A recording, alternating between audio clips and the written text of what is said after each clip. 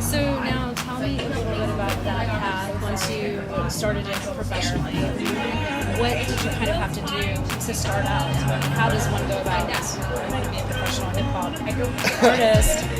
What do you do? I think it's a mindset of few very much. I mean, anyone who does music, it's like their biggest thing is to hit it big, and of course. But the thing is, the music game has changed so much that now it's just about getting yourself out there as much as you possibly can. Because like what I do is I go to every single local event that I can handle out and just kind of show, getting on performances with other local artists, including local kids from here, and doing that and just getting your name out as much as possible. So do you write all your own music? I write all of my own lyrics. I have a producer, Brian Riggs, who composes and arranges all of the musical end of it. And then as far as the writing, I take care of all the writing and write all my own stuff. So what is your inspiration for, what inspires you in the songs that you write?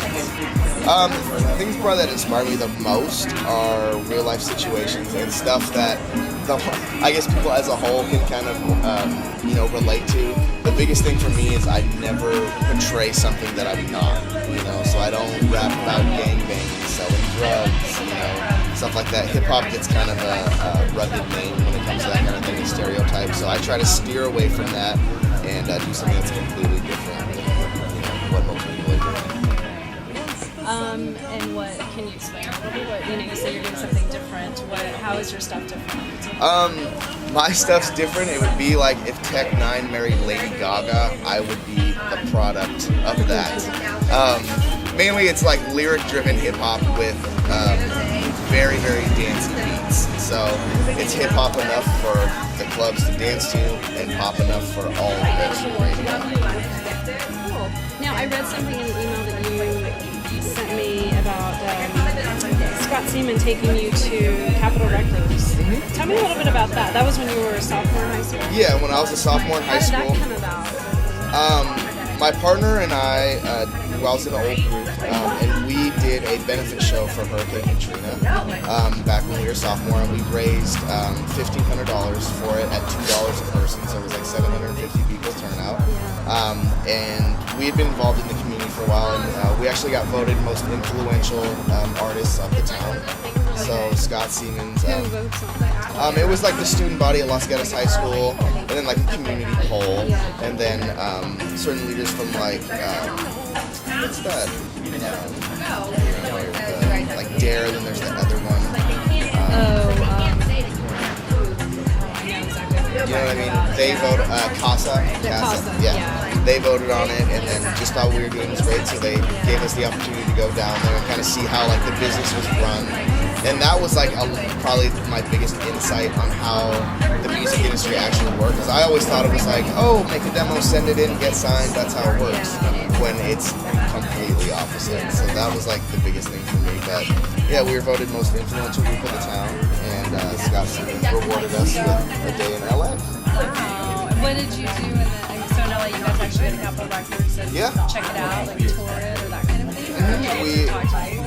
We flew down there, and then we got picked up by a limo and then taken to the main office. Met the president and vice president of A&R Records, and all of the booking and managers and people who work there.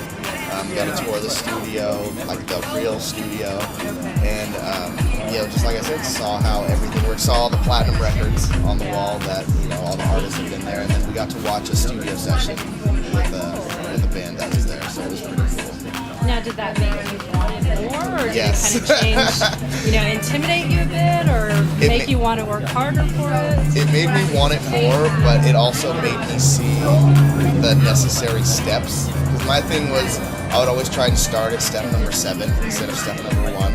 So it really gave me the insight to start and then go by the steps and to get to the final reward, I guess you could say. Okay. How cool. What cool things you get to do. All right, well, tell me a little bit about what you've been doing lately. You write in here that you have some things involving local artists coming up, and you're trying to get some things going on. So what are you about now? As of right now, I have a new mixtape out called the DraZtic Mixtape Volume 1, which anyone can get for free at reverbnation.com/DraZtic Music. Also, my album Dream will be out by September, and that's kind of my main thing that I'm pushing now. As of right now, my new single, Drop That, has been #1 on the AMA Hits charts for 9 weeks in a row. So I'm pushing that out. And as far as including local artists, we have a big show coming up, Summerfest 2010. And what we did was we got a lot of local artists from the area, because promoters, they always want to make as much money as possible from the artist instead of giving the artist the opportunity to make money. So what we're doing now is setting up shows in which local artists can come. All the tickets they sell, they get their money for, and gives every local artist a chance to kind of perform in front of big crowds. Now, are you putting that on? Are you helping to put it on? Yeah, my partner and I, Brian, we're running the whole thing. So we rented out a venue and are doing that and giving everyone the opportunity to do it. And where and when is that?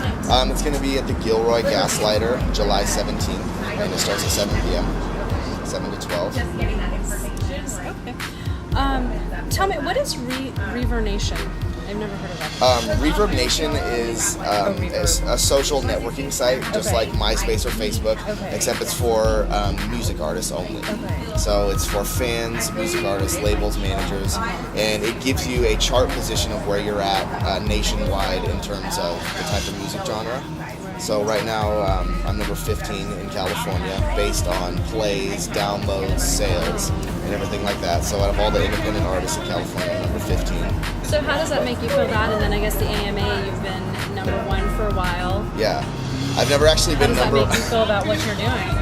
It gives me a lot more confidence in terms, because I've never actually been #1 at anything in my life besides having a #1 single, but it gives me a lot more confidence and at least lets me know that I'm going about it the right way. I'm doing something right. Right. That's cool. Well, how do you think, because both of these sites, I guess, there was a time where sites like this weren't out there for artists like you. How do you think that's actually, do you think having something like this has helped you? Or do you think you'd be able to get where you want to go without sites like this and, the social networking, internet? I think that's actually an awesome question, because the internet has changed the music game completely.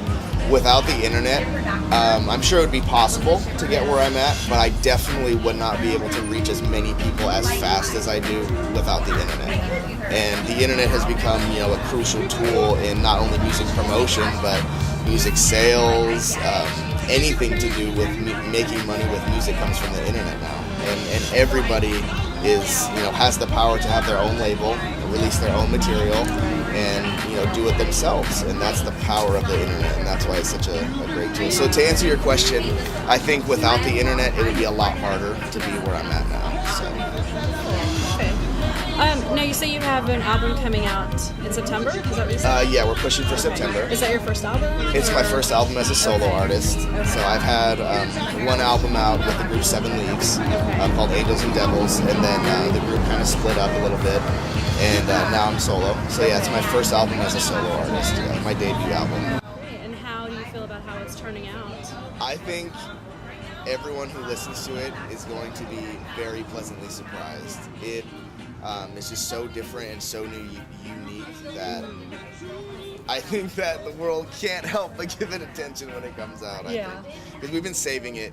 We've been really picky about what we release as promo material, so that way there's a big box of presents when you get the album. So it's like Christmas for your ears. Christmas for your ears. I can't wait to hear it. So DraZtic is your stage name? Yes. I guess that's okay. And how I got Where did that come from? Ever since I was younger, like knee high to a duck younger, I've always done things to like the most extreme level. Like whether it's music or sports or something, I always pushed the envelope a little bit, and that's how I got that nickname, was DraZtic. And the reason I spell it with a Z instead of, normal is because the Z represents the 7 and an L, which is essentially my roots, my first group, and how I got started with hip hop. So I kept the Z, not as a slang thing, but just from what it symbolizes. And I've stuck with the name ever since.